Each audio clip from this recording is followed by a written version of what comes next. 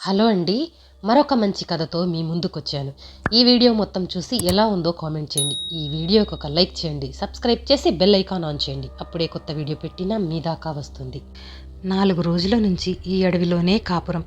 ఎప్పుడో బ్రిటిష్ వాళ్ళు కట్టించిన చిన్న గెస్ట్ హౌస్లో నేను వెంకటేష్ ఉంటున్నాం. అడవికి దగ్గరలో ఉన్న పల్లెటూరులో వెంకటేష్ నివాసం. ఈ అడవంతా వాడికి తెలుసు. వాడి బతుకు ఇక్కడే.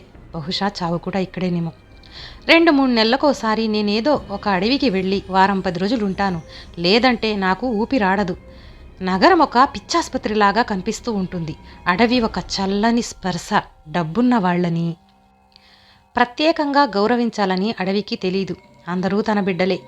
ఈ గెస్ట్ హౌస్ బాగా ముసల్దైపోయింది. ఇటుకలన్నీ రాలిపోతున్నాయి. కాసిన్ని వంట సామాన్లు, తిండి పదార్థాలు తెచ్చుకొని ఇక్కడ తిష్ట వేశాం. నా దగ్గర ఒక తుపాకీ ఉంది, భయం పోగొట్టడానికి. వెంకటేష్కి అసలు భయమే తెలీదు. దూరంగా కొండ మీద ఓ బంగ్లా కనిపిస్తూ ఉంటుంది. ఇంతకు ముందోసారి వచ్చినప్పుడు కూడా దాని గురించి వెంకటేష్ని అడిగాను. అతనెందుకో సమాధానం చెప్పలేదు. అతని కళ్ళల్లో అయిష్టమైన భావం. వెంకటేష్ ఒప్పుకుంటే మా మకాం ఆ బంగ్లాకే మార్చేయొచ్చు. కానీ అతన్ని ఒప్పించటం ఎలా? వెన్నెల్లో స్పష్టంగా కనిపిస్తున్న కొండ మీద బంగ్లాని చూస్తూ నిల్చున్నాను. అడవిలో జంతువుల అరుపులు ఉండుండి వినిపిస్తున్నాయి. అరుపులకి మధ్య ఉండే నిశ్శబ్దపు గాఢతను భరించటం కష్టం. అదెంత భయంకరంగా ఉంటుందంటే అనుభవిస్తే తప్ప తెలీదు. ఎండిపోయిన కొమ్మల్ని పోగు చేసి ఆ మంటపై టీ కెట్టిల్లుంచాడు వెంకటేష్. గాలికి చీలికలుగా మంట మండుతుంది. వెంకటేష్, ఆ బంగ్లా కదేంటో చెప్పు అన్నాను యథాలాపంగా. మంట వెలుగులో వెంకటేష్ మొహం బంగారు రంగులో మెరుస్తూ ఉంది. భయమే తెలియని వాడి కళ్ళల్లో కూడా ఏదో బిరుకు. ఇప్పుడది అవసరమంటారా సార్? అసలే వెన్నెల రాత్రి కూడా అన్నాడు మెల్లగా. వెన్నెల రాత్రి అయితే వెన్నెల కొన్ని శక్తులకి ప్రాణం పోస్తుంది దృఢంగా చెప్పాడు. నేను గట్టిగా నవ్వి, భయపడుతున్నావా వెంకటేష్? నీకు కూడా దయ్యాలు భూతాల భయమున్నట్టుందే అన్నాను. అడవిలో బతికేవాడికి అన్ని నమ్మకాలుంటాయి సార్. ఇంతకీ ఆ బంగ్లా కథ చెప్పు అయిష్టంగానే మొదలుపెట్టాడు. ఆ బంగ్లా ఒక జమీందారుది. అతను మహాక్రూరుడు. మనుషుల్ని చంపటం అతనికి సరదా. పులుల్నే కాదు, మనుషుల్ని కూడా వేటాడుతాడు. ఆ బంగ్లా దరిదాపుల్లోకి ఎవ్వరూ వెళ్ళేవాళ్ళు కాదు. వెళితే తిరిగొచ్చేవాళ్ళు కాదు. తర్వాత ఆ జమీందారు ఏమయ్యాడో ఎవ్వరికీ తెలీదు. ఆ బంగ్లాలో నుంచి రకరకాల శబ్దాలు వినిపించేవి. బంగ్లా చుట్టూ ఏదో విచిత్రమైన ఆకారం తిరుగుతుందని, అది కూడా వెన్నెల రాత్రి మాత్రమే కనబడుతూ ఉందని చెప్పుకునేవాళ్ళు. ఇంతలో సరాసరసరమని ఏదో శబ్దం వినిపిస్తే వెంకటేష్ చెప్పటం ఆపాడు. భయపడకు, పొదల్లోకి కుందేలు దూరింది. ఇంతేనా కథ, ఇంకా ఉందా అన్నాను తేలిగ్గా. అంతే సార్, దయచేసి ఆ బంగ్లా పరిసరాల్లోకి వెళ్ళకండి ప్రాధేయపడుతున్నట్టుగా అన్నాడు వెంకటేష్. ఆ కథను అంతకు మించి చెప్పటం వెంకటేష్కి ఇష్టం లేనట్టుంది. ఈరోజు వెన్నెల రాత్రి చాలా బాగుంది. ఆ బంగ్లా దగ్గర నుంచి చూస్తే ఇంకా బాగుంటుంది. నేను వెళ్తున్నాను. నువ్వు రావాలనుకుంటే రా అని తుపాకీ తీసుకున్నాను. నా మాటలు విన్న వెంకటేష్ మొహం పాలిపోయింది. అతని పెదవులు వణుకుతున్నాయి. కెటిల్లో టీ పోసి మౌనంగా అందించాడు. నేను టీ చప్పరిస్తూ ఒక సిగరెట్ వెలిగించాను. పొగ సుళ్ళు తిరిగింది. దయ్యాలు కూడా పొగల్లాంటివే సార్. కనిపిస్తాయి కానీ ముట్టుకోలేం. ఉందని చెప్పలేం, లేదని చెప్పలేం అన్నాడు వెంకటేష్. ఆ బంగ్లాకి వెళ్ళి నువ్వు చెప్పే పొగని చూడాలంది అన్నాడు టీ గ్లాస్ పక్కన పెడుతూ. నా మాట వినండి సార్. వెన్నెల రాత్రి తిరిగే ఆకారం బారిన పడి ఒక్కడు కూడా బయటపడలేదు. వద్దు సార్ అని వారించాడు వెంకటేష్. నేను కొండవైపు అడుగులేశాను. అడవిలో దారంటూ ఉండదు. దారి చేసుకుంటూ వెళ్ళాలి. ఒక చెత్త తుపాకీ, మొలలో బాకు, టార్చి ఉన్నాయి. వెన్నెల్లో టార్చి అవసరం రాకపోవచ్చు. అయినా తీసుకెళ్ళాను.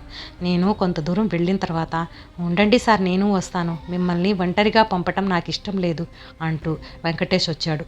అతని చేతిలో పొడవాటి కత్తి ఉంది. వెంట్రుకను కూడా చీల్చేసే పదునుంది దానికి. ఇద్దరం నడక సాగించాం. మా అడుగుల శబ్దం సర్సర్మని వినిపిస్తుంది. ఆ సవ్వడికి చిన్న చిన్న జంతువులు, పాములు పొదల్లోకి దూరిపోతున్నాయి. కొండ మీద బంగ్లా దూరంగా నిశ్చలంగా కనిపిస్తూ ఉంది. ఆ కొండపైకి సన్నటి దారి ఒకప్పుడు ఉందన్న దానికి గుర్తుగా పిచ్చి మొక్కలతో కూడిన చారలు కనిపిస్తూ ఉన్నాయి. బంగ్లా దగ్గర పడే కొద్దీ వాతావరణంలో ఏదో మార్పు కనిపిస్తూనే ఉంది. గాలి కూడా గుర్ర గుర్ర గుర్రమని అంటూ ఉంది. వెన్నెల కూడా ఎవరికో భయపడుతున్నట్టు గుడ్డిగా మారింది.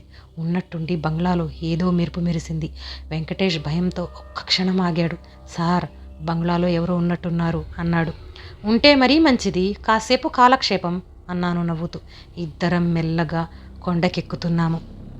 అడుగులు భారంగా పడుతున్నాయి. ఆయాసంతో శ్వాస పాము బుసలాగా మారింది.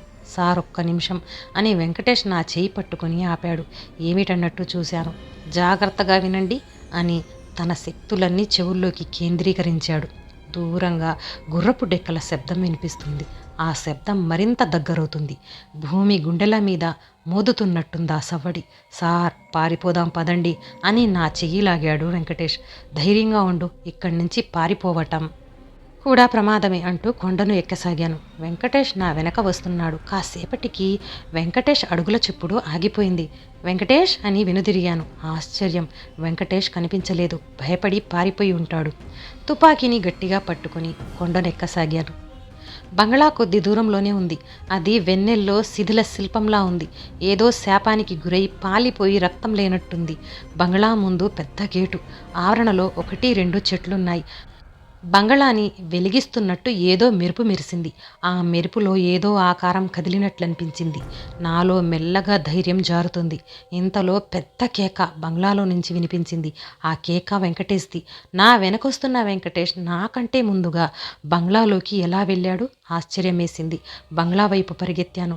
గుర్రం మీద ఒక ఆకారం నా ముందు నుంచి వేగంగా వెళ్ళింది. ఆ గుర్రం నల్లగా ఉంది.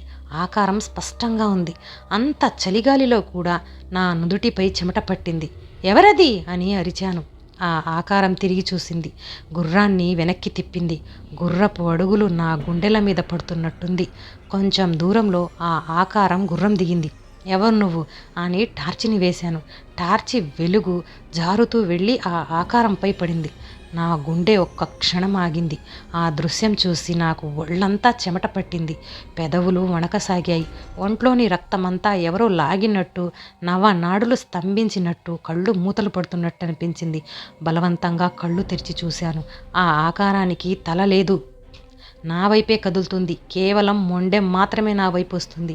వెంటనే తుపాకీ తీసి గురిపెట్టాను. ట్రిగ్గర్పై వేలు నిలవటం లేదు. అతి కష్టం మీద నొక్కాను. దిక్కులు పిక్కటిల్లేలాగా శబ్దం వచ్చింది. ఆ శబ్దానికి కొమ్మల మీద పక్షులు కీసర బాసరగా అరిచాయి. అడవంతా కీచు కీచుమంది. ఏం జరిగిందో తెలుసుకునేలోగా బరువైన వస్తువేదో నా మీద పడింది. విడిపించుకోవటానికి ప్రయత్నం చేసే వీలు కాలేదు. నా మెడపై ఏవో దిగబడుతున్నాయి. అవి గోళ్ళో కూరలో తీయటం లేదు. వెచ్చటి రక్తం ఒంటి మీద జారుతుంది. తర్వాత ఏం జరిగిందో తెలీదు. ఎన్నాళ్ళు అలా ఉండిపోయానో తెలీదు. ఆ బంగ్లాలోనే నా స్థావరం. దాహంగా ఉంది. రక్తం తాగి చాలా రోజులైంది. ఇటువైపు ఎవ్వరూ రావటం లేదు. ఈ కథ నచ్చితే లైక్, షేర్ చేసి తప్పకుండా సబ్స్క్రైబ్ చేయండి.